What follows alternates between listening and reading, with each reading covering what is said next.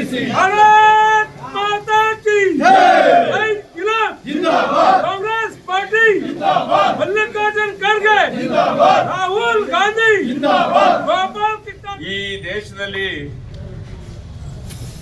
ಸ್ವಾತಂತ್ರ್ಯ ಪೂರ್ವದಿಂದಲೂ ಸ್ವಾತಂತ್ರ್ಯ ಹೋರಾಟವನ್ನು ಅದರ ನಾಯಕತ್ವವನ್ನು ವಹಿಸಿದಂತ ಮಹಾತ್ಮ ಗಾಂಧೀಜಿಯವರು ಕೇವಲ ಸ್ವಾತಂತ್ರ್ಯಕ್ಕೋಸ್ಕರ ಹೋರಾಟ ಮಾಡಿದ್ದು ಒಂದೇ ಅಲ್ಲ, ಅವರು ಅಸ್ಪೃಶ್ಯತೆಯ ವಿರುದ್ಧವೂ ಕೂಡ ಹೋರಾಟವನ್ನ ಮಾಡ್ತಾ ಬಂದರು. ಅವರು ಹೇಳಿದ್ರು, ಅಸ್ಪೃಶ್ಯತೆ ಅನ್ನೋದು ಈ ಮನುಕುಲಕ್ಕೆ ಅಂಟಿದ ಒಂದು ಶಾಪ ಅಂತ ಅವರು ಅದರ ಬಗ್ಗೆ ಆಕ್ರೋಶವನ್ನ ವ್ಯಕ್ತಪಡಿಸಿದ್ದಾರೆ. ಅಸ್ಪೃಶ್ಯತೆಯ ವಿರುದ್ಧ ಅನೇಕ ಹೋರಾಟಗಳನ್ನ ಮಹಾತ್ಮ ಗಾಂಧೀಜಿಯವರು ಕೂಡ ಮಾಡಿದ್ದಾರೆ. ಹಾಗೆಯೇ ಸಂವಿಧಾನವನ್ನು ಕೊಟ್ಟಂತ ಡಾಕ್ಟರ್ BR ಅಂಬೇಡ್ಕರ್ ಅವರು ಅನುಭವಿಸಿದಷ್ಟು ಈ ಮುಂದುವರಿದ ಜಾತಿಗಳ ಆಕ್ರೋಶಕ್ಕೆ ಅವರು ಒಳಗಾದಷ್ಟು, ಅವರು ತುಳಿತಕ್ಕೆ ಒಳಗಾದಷ್ಟು ಬಹುಶಃ ಇನ್ಯಾರೂ ಕೂಡ ಒಳಗಾಗಲಿಲ್ಲ. ಆದರೂ ಕೂಡ ಇವತ್ತು ಡಾಕ್ಟರ್ BR ಅಂಬೇಡ್ಕರ್ ಅವರು ಈ ದೇಶಕ್ಕೆ ಒಂದು ಸಂವಿಧಾನವನ್ನು ಕೊಟ್ಟಿದ್ದಾರೆ. ಆ ಸಂವಿಧಾನ ನಮ್ಮ ದೇಶದ ಎಲ್ಲ ಜಾತಿ ಧರ್ಮಗಳಿಗಿಂತ ಮೇಲಿನದು. ಅದು ಈ ದೇಶದ ಜನರ ಉಸಿರು. ಅದನ್ನ ಪಾಲನೆ ಮಾಡಬೇಕಾದದ್ದು ಈ ದೇಶದಲ್ಲಿ ಹುಟ್ಟಿದ ಪ್ರತಿಯೊಬ್ಬ ವ್ಯಕ್ತಿಯ ಜವಾಬ್ದಾರಿ.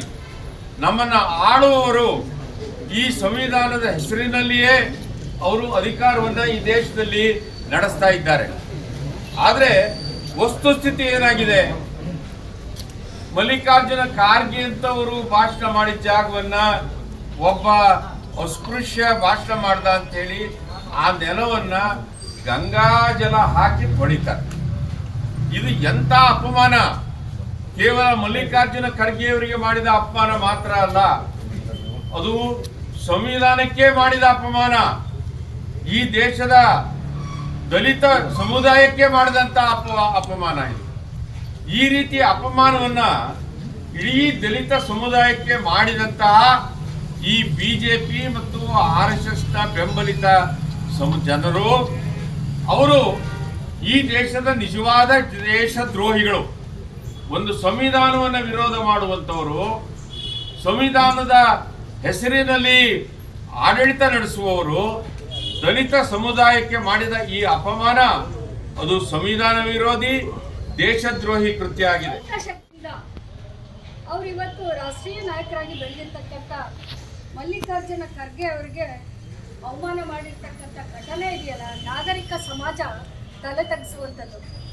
ನಾವೇನಿವತ್ತು ವಿಶ್ವಗುರು ಅಂತ ಹೇಳ್ತೀವಲ್ಲ, ಇದೇ ವಿಶ್ವಗುರು ಹೇಳಿರ್ತಕ್ಕಂಥದ್ದು ತನ್ನ ಅನುಯಾಯಿಗಳಿಗೆ, ಒಬ್ಬ ರಾಷ್ಟ್ರೀಯ ನಾಯಕನಿಗೆ ಅವಮಾನ ಮಾಡ್ತಕ್ಕಂಥ ಮನಸ್ಥಿತಿ ಇದೆಯಲ್ಲ ಇವತ್ತು, ಅದು ನಿಜವಾಗ್ಲೂ ನಾವು ಇವತ್ತು ಏನು ನಮ್ಮ ದೇಶಕ್ಕೆ ಸ್ವಾತಂತ್ರ್ಯ ಬಂದಿದೆಯಾ ಅಥವಾ ಸಂವಿಧಾನವನ್ನು ನಾವು ಸಂವಿಧಾನಬದ್ಧವಾಗಿ ಆಡಳಿತ ನಡೆದಿದೀವ ಅಂತಕ್ಕಂಥದ್ದು ಪ್ರಶ್ನೆ ಅರ್ಥಕವಾಗಿದೆ. ಇವತ್ತು ಮಲ್ಲಿಕಾರ್ಜುನ ಖರ್ಗೆ ಅವ್ರಿಗೆ ಮಾಡಿರ್ತಕ್ಕಂಥ ಅವಮಾನ ಅಲ್ಲ, ಇದು ಇಡೀ ದೇಶದ ದಲಿತ ಜನಾಂಗಕ್ಕೆ, ಹಿಂದುಳಿದ ವರ್ಗದವರಿಗೆ, ಅಲ್ಪಸಂಖ್ಯಾತರಿಗೆ ಮಾಡಿರ್ತಕ್ಕಂಥ ಆತ್ಮಗೌರವದ ಧಕ್ಕೆ ಅಂತ ನಾವು ಹೇಳಬೇಕಾಗತ್ತೆ. ಸಂವಿಧಾನ ಏನು ಹೇಳುತ್ತೆ? ಈ ದೇಶದಲ್ಲಿ ಬದುಕ್ತಕ್ಕಂಥ ಪ್ರತಿಯೊಬ್ಬ ನಾಗರಿಕ ಕೂಡ ಗೌರವಯುತವಾಗಿ ಬದುಕ್ತಕ್ಕಂಥ ಒಂದು ಅವಕಾಶವನ್ನು ಕಲ್ಪಿಸಿಕೊಟ್ಟಿದೆ. ಸಂವಿಧಾನನೇ ಗೊತ್ತಿಲ್ಲ ಇವಕ್ಕೆ. ಎಲ್ಲ ಅಂಗಸಂಸ್ಥೆಗಳನ್ನ ತನ್ನ ವಶದಲ್ಲಿ ಇಟ್ಕೊಂಡು ಇವತ್ತು ಸರ್ವಾಧಿಕಾರತ್ವವನ್ನು ನಡೆಸ್ತಕ್ಕಂಥ ಕೇಂದ್ರ ಸರ್ಕಾರವನ್ನ ನಾವು ಇವತ್ತು ಏನ್ ಮಾಡ್ಬೇಕು? ಧಿಕ್ಕರಿಸಬೇಕಾಗಿದೆ. ಜನ ಇವತ್ತು ಜಾಗೃತರಾಗಬೇಕಾಗಿದೆ. ಒಂದು ಘಟನೆಗಳಲ್ಲ ರೀ ಇದು. ಇವತ್ತು ಸ್ವತಂತ್ರ ಬಂದು ಇಷ್ಟು ವರ್ಷ 80 ವರ್ಷ ಆಯ್ತು, ಮೊನ್ನೆ ಆಚರಣೆ ಮಾಡಿದ್ವಿ ನಾವು. ಇದಕ್ಕಿಂತ ಹಿಂದಿನ ಘಟನೆಯನ್ನ ನೋಡ್ತೀವಿ. ಸುಪ್ರೀಂ ಕೋರ್ಟ್ ಜಡ್ಜ್ ಮೇಲೆ ಶೂ ಎಸೆತ ಮಾಡಿದ್ರು. ಇವತ್ತು ನಮ್ಮ ರಾಜಕೀಯ ಮುತ್ಸದ್ದಿ ಅಂತಹ ಒಬ್ಬ ದಲಿತ ನಾಯಕನ ಮೇಲೆ ಇವತ್ತು ಅವಮಾನ ಮಾಡಿರ್ತಕ್ಕ, ಮೈದಾನವನ್ನ ಸ್ವಚ್ಛ ಮಾಡೋದಲ್ಲ, ನಿಮ್ಮ ಮನಸ್ಸಲ್ಲಿ ತುಂಬಿಕೊಂಡಿರ್ತಕ್ಕಂಥ ಜಾತೀಯತೆಯ ಕೊಳಕನ್ನ ಫಸ್ಟ್ ಸ್ವಚ್ಛ ಮಾಡ್ಕೊಳ್ಳಿ. ನೀವು ಈ ದೇಶ ಉದ್ಧಾರ ಆಗೋದಿಲ್ಲ ನಿಮ್ಮಿಂದ. ಈ ದೇಶದ ಮೂಲ ನಿವಾಸಿಗಳು ನಾವು ಕಣ್ರಿ. ಇತಿಹಾಸವನ್ನ ತೆಗೆದು ನೋಡ್ರಿ. ನೀವು ಯಾರು ಹಿಂದೂ ಧರ್ಮವನ್ನ ಅಥವಾ ಹಿಂದುತ್ವವನ್ನ ಗುತ್ತಿಗೆ ಮಾಡ್ಕೊಂಡಿದ್ದೀರಾ ನೀವು? ಎಲ್ಲಿದ್ರಿ ಹಿಂದೂ ಧರ್ಮದ ಉದ್ಧಾರಕರು? ಹಾಗಾದ್ರೆ ಮಲ್ಲಿಕಾರ್ಜುನ್ ಖರ್ಗೆ ಅವರು ಹಿಂದೂಗಳಲ್ಲ? ಅವ್ರಿಗೆ ಅವಮಾನ ಮಾಡಿದ್ಯಲ್ಲ, ಎಲ್ಲಿ ಹೋಗಿದ್ರಿ? ಕಣ್ ಮುಚ್ಕೊಂಡು ಕೂತಿದ್ದೀರಾ ನೀವು? ನಾಚಿಕೆ ಆಗ್ಬೇಕು ನಿಮ್ಗೆ. ನೋಡಿ, ಇವತ್ತು ನಾವೆಲ್ಲ ಸಮಾಧಾನದಿಂದ ಇದೀವಿ ಅಂದ್ರೆ ಅದಕ್ಕೆ ಕಾರಣ ಸಂವಿಧಾನ ನಮ್ಗೆ ಒಂದು ಒಳ್ಳೆಯ ರೀತಿ ನೀತಿಯನ್ನ ಕಲಿಸಿದೆ, ಒಂದು ಸಂಸ್ಕಾರವನ್ನ ಕಲಿಸಿದೆ. ಹಾಗಂತ ನಾವು ಸುಮ್ಮನಿರ್ತೀವಿ ಅಂತ ನೀವು ಯಾರು ತಿಳ್ಕೊಬೇಡಿ. ದಯಮಾಡಿ ನಾವು ಹೇಳ್ತೀವಿ, ನಾವೆಲ್ಲರೂ ಕೂಡ ಇವತ್ತು ಜಾಗೃತರಾಗಿ ಈ ಸರ್ಕಾರವನ್ನ ಕಿತ್ತೊಗೆಯವರೆಗೂ ನಾವು ಹೋರಾಟವನ್ನ ಮಾಡಬೇಕಾಗಿದೆ. ಗೃಹ ಮಂತ್ರಿ ರಾಜೀನಾಮೆ ಕೊಡಬೇಕು, ಪ್ರಧಾನಮಂತ್ರಿ ರಾಜೀನಾಮೆ ಕೊಡ್ಬೇಕು ಇವತ್ತು. ಯಾಕೆ ಅಂದ್ರೆ ಇವತ್ತು ನಮ್ಮ ಪ್ರಜಾಪ್ರಭುತ್ವಕ್ಕೆ ಧಕ್ಕೆ ಉಂಟಾಗಿರ್ತಕ್ಕಂಥದ್ದನ್ನ ಅನೇಕ ಘಟನೆಗಳಿಂದ ನಾವು ಕಾಣ್ತಾ ಇದ್ದೀವಿ. ಲಾಯರಿಗಳು ಸಂವಿಧಾನದ 15ನೇ ಏನ್ ಹೇಳುತ್ರಿ?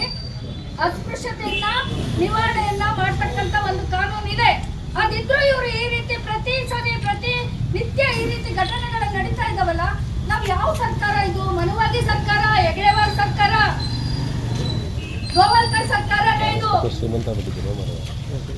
ಡಾಕ್ಟರ್ ಬಾಬಾ ಸಾಹೇಬ್ ಅಂಬೇಡ್ಕರ್ ಸರ್ಕಾರವನ್ನ ನಾವು ನೋಡ್ತಾ ಇಲ್ಲ ಅಂತಕ್ಕಂಥದ್ದು ಸಾಬೀತನ್ನ ಮಾಡ್ತಾ ಇದ್ದಾರೆ.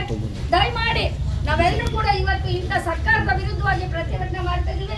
ಇಷ್ಟು ಜನ ಸೇರಿದ್ದಾರೆ ಅಂದ್ರೆ ಇವತ್ತು ಪ್ರಜಾಪ್ರಭುತ್ವವನ್ನ, ಸಂವಿಧಾನ ಉಳಿಸ್ಬೇಕು ಅನ್ನೋ ಗೌರವದಿಂದ ನಾವೆಲ್ಲ ಸೇರಿದ್ದೀವಿ. ಇಂತಹ ಘಟನೆಗಳು ಪ್ರತಿ ಮರುಕಳಿಸೋದಕ್ಕೆ ನಾವು ಬಿಡಬಾರ್ದು. ನಾವು ಜಾಗೃತರಾಗಬೇಕು. ಮುಂದಿನ ದಿನದಲ್ಲಿ ಸಂವಿಧಾನ ಅವರಿಗೆ ತಕ್ಕ ಪಾಠವನ್ನ ಕಲಿಸುವಂತ ವ್ಯವಸ್ಥೆ ಆಗ್ತದೆ ಅಂತ ಹೇಳ್ತಾ ನನಗೆ ಮಾತಾಡಲಿಕ್ಕೆ ಅವಕಾಶ ಮಾಡಿಕೊಟ್ಟಿರ್ತಕ್ಕಂಥ ತಮ್ಮೆಲ್ಲರಿಗೂ ನನ್ನ